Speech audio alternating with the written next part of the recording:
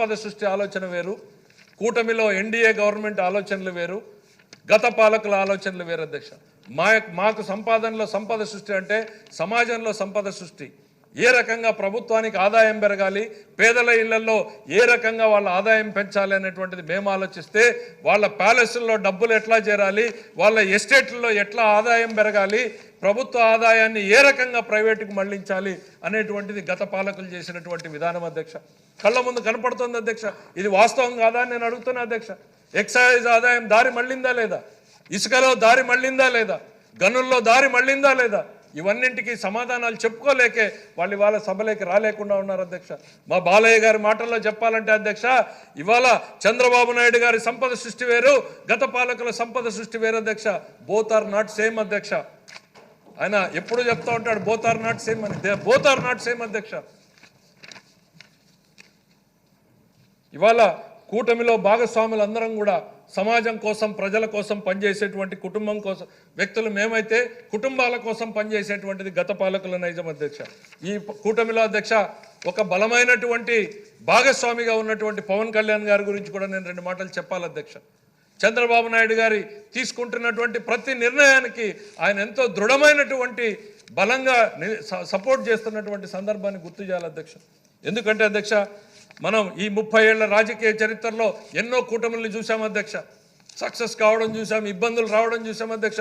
కానీ ఇవాళ మన కళ్ళ ముందు కనపడుతున్నటువంటిది ఓ దృఢమైనటువంటి బంధం కళ్ళ ముందు కనపడుతోంది అధ్యక్ష. ఎందుకు అనంటే దీనికి పునాది వాళ్ళ స్వార్థం కాదు అధ్యక్ష. వీళ్ళకి రాజకీయ అవసరాల కోసమో లేక వాళ్ళ స్వార్థం కోసమో కలిసినటువంటి వ్యక్తులు కాదు అధ్యక్ష. వీళ్ళు ఈ సమాజం కోసం, ఈ రాష్ట్రం కోసం, రాష్ట్ర భవిష్యత్తు కోసం కలిసినటువంటి వ్యక్తులు కాబట్టే ఈ బంధం అంత దృఢంగా ఉంది అనేటువంటిది నేను చెప్తా ఉన్నా అధ్యక్ష. వీళ్ళకి వెనకాల నరేంద్ర మోడీ గారు అంతే బలంగా వీళ్ళిద్దరినీ కూడా వెనకాల సపోర్ట్ చేస్తున్నటువంటి పరిస్థితి అధ్యక్ష. ఇక్కడ ఉన్నటువంటి డ్రాప్అవుట్ ఎమ్మెల్యేల పరిస్థితి, బయటకు వెళ్తే ఈ కూటమి బంధాన్ని చూసి కుళ్ళుకుంటున్నారు అధ్యక్ష. కళ్ళల్లో నిప్పులు పోసుకుంటున్నారు అధ్యక్ష. ఏ రకంగా వాళ్ళ సోషల్ మీడియాలో కానీ వాళ్ళ పేపర్లలో కానీ లేనివి కానివి చిలువల పలుగా వర్ణిస్తూ ఈ కూటమిలో చీలికలు ఎట్లా తేవాలా అనేటువంటి ఆలోచనలు చేస్తూ ఉన్నారు అధ్యక్ష.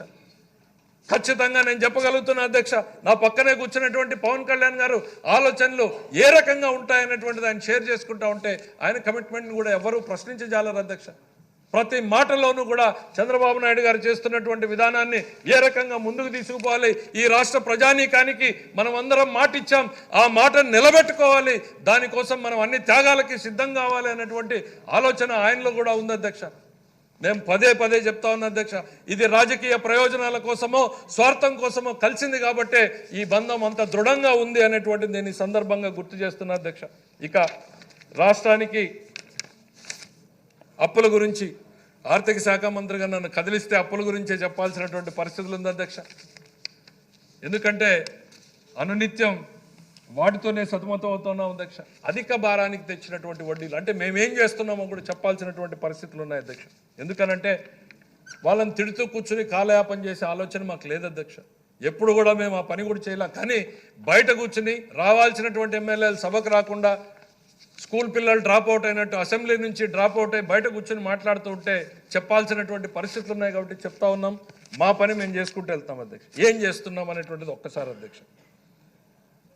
అధిక వడ్డీలు వీళ్ళు తీసుకొచ్చారు అధ్యక్ష. ఎంతకు అధ్యక్ష? రీజనబుల్గా బ్రహ్మాండమైన గవర్నమెంట్ ఉంటే 8% అట్లా వచ్చేవి, 9% సాధారణం అనుకోవచ్చు. 10%, 10.5%, 11%, 12%, 13.5% కూడా అప్పులు తీసుకొచ్చారు అధ్యక్ష. భారతదేశంలో నాకు తెలిసి ఏ రాష్ట్ర ప్రభుత్వం కూడా ఇంత హై